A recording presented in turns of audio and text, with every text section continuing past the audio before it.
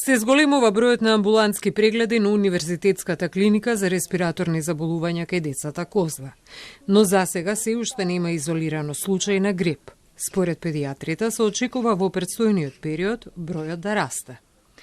Во моментов има и деца кои се на кислородна поддршка и тие се во стабилна состојба. Сепак бројот на пациенти во нашата установа полека почнува да расте, се јавуваат деца со горно респираторни симптоми, долно респираторни симптоми, фибрилни состојби. Најчесто се тоа од вирусна етиологија. Моментално некаде имаме 100 до 120 прегледи на дневно ниво во текот на 24 часа. Имаме доста и хоспитални деца, се уште не сме со препон капацитет, но полека очекуваме дека бројот и понатаму, како и следејќи го трендот од претходните години, дека ќе расте бројот на прегледи и бројот на хоспитални пациенти. Загрижувачки е фактот дека со години наназад, кога говориме за вакцинација против сезонски грип, најмал е интересот кај бремените жени и децата, кои се вбројуваат во ризична група. Додека најголем е интересот кај возрастните над 65 години, хронично болните и здравствените работници, кои секоја година во континуитет се вакцинираат.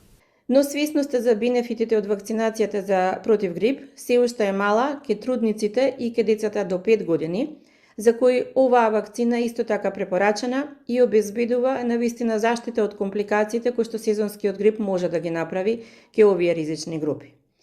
Интересно е да напоменеме дека странските државјани кои што престојуваат во нашата земја се обраќаат со желба и потреба да ги вакцинираат своите деца против сезонскиот грип и дополнително како информација дека во соседните земји, како Грција и Србија, вакцинацијата против грип е многу помасовна, со бројки до скоро 50% од населението, додека овој број кај нас е далеко помал.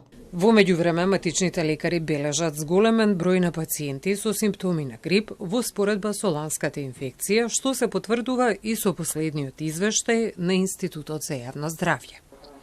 Некои се со лесна симптоматологија, со главоболки, болки во телото и малаксаност. Но има и пациенти со тешка симптоматологија, со болки во грлото, висока температура и наот на белите дробови.